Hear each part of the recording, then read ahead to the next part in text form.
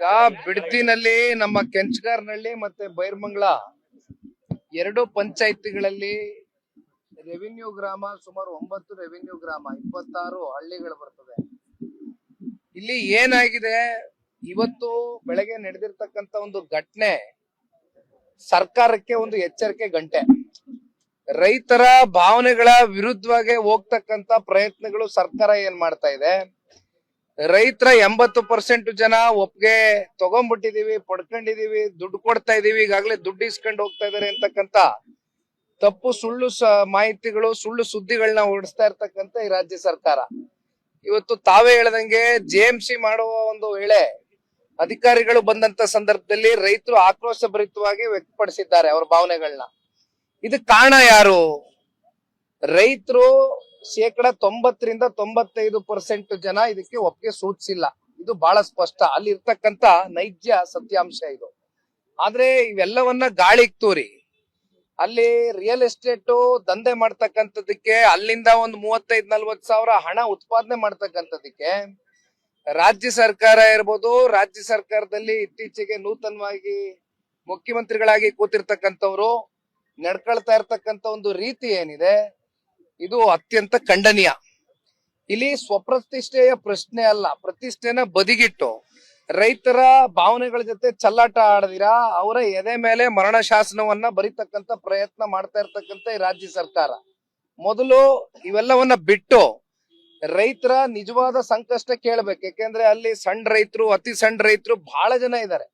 ಅಲ್ಲಿ 1 ಎಕರೆಗಿಂತ ಕಮ್ಮಿ ಜಮೀನನ್ನ ಇಟ್ಕೊಂಡಿರ್ತಕ್ಕಂಥ ಭೂ ಮಾಲೀಕರು ಅಲ್ಲಿ ಹೈನುಗಾರಿಕೆ ಮಾಡ್ತಾರೆ, ತೋಟಗಾರಿಕೆ ಮಾಡ್ತಾರೆ, ತೆಂಗಿದೆ, ಮಾವಿದೆ, ಅಡಿಕೆ ಇದೆ, ಲಕ್ಷಾಂತರ ಗಿಡ ಮರಗಳು ಕೂಡ ಪರಿಸರ ಹಾನಿ ಆಗ್ತಕ್ಕಂಥದ್ದು ಇದ್ರ ಒಳಗಡೆ ಆಗ್ತದೆ. ಇಲ್ಲಿ ಒಂದು ನಾನು ಹೇಳ್ತಕ್ಕಂಥದ್ದು, ಈಗಾಗ್ಲೇ KIDB ಇಂದ ಅಕ್ವಿಸಿಷನ್ ಸುಮಾರು 1.5 ಲಕ್ಷ ಎಕರೆಷ್ಟು ಅಕ್ವಿಸಿಷನ್ ಆಗಿದೆ.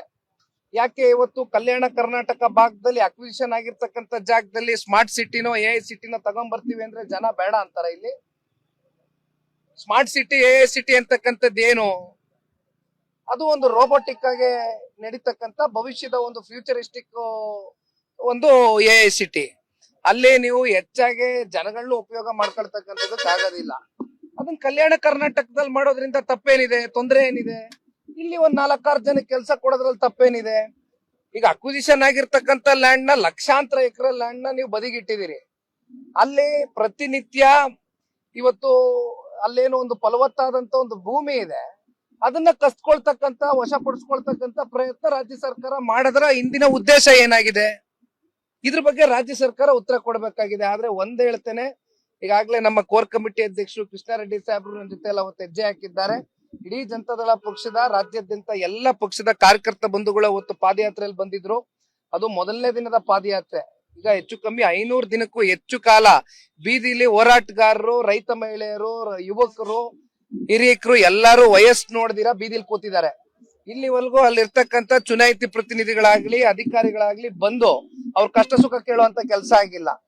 ಒಂದು ಸರ್ಕಾರಕ್ಕೆ ಎಚ್ಚರಿಕೆಯನ್ನ ಕೊಡ್ಲಿಕ್ಕೆ ಬಯಸ್ತೇನೆ. ಕುಮಾರಣ್ಣ ಅವರು ಬಹಳ ಸ್ಪಷ್ಟವಾಗಿ ಹೇಳಿದ್ದಾರೆ, ನಾನು ಬಹಳ ಸ್ಪಷ್ಟವಾಗಿ ಹೇಳ್ತೇನೆ, ರೈತರ ಇಲ್ಲಿ ಕನ್ಸೆಂಟ್ ಇದ್ರೆ ಇದನ್ನ ತಡೆಗಟ್ಟತಕ್ಕಂಥದ್ದಕ್ಕೆ ನಾವು ಹೋಗೋದಿಲ್ಲ. ನಾವು ಅಭಿವೃದ್ಧಿ ವಿರೋಧಿಗಳಲ್ಲ. ಆದ್ರೆ ರೈತರು ಬೇಡ ಅಂತ ಹೇಳಿದಾಗ ಈ ಪ್ರಾಜೆಕ್ಟ್ ಡ್ರಾಪ್ ಮಾಡಿ ಅಂದಾಗ ಡ್ರಾಪ್ ಮಾಡಿ. ಹೈಕಮಾಂಡ್ ಟಾಸ್ಕ್ ಕೊಟ್ಟಿದೆ ಸಿಎಂ ಅವರಿಗೆ ಇಷ್ಟು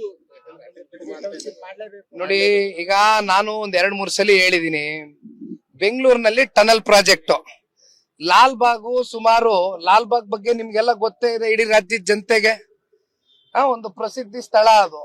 ಲಾಲ್ಬಾಗ್ ಅಲ್ಲಿ 6 ಎಕರೆ ಹೋಗುತ್ತೆ ಟನಲ್ ಪ್ರಾಜೆಕ್ಟ್ಗೆ.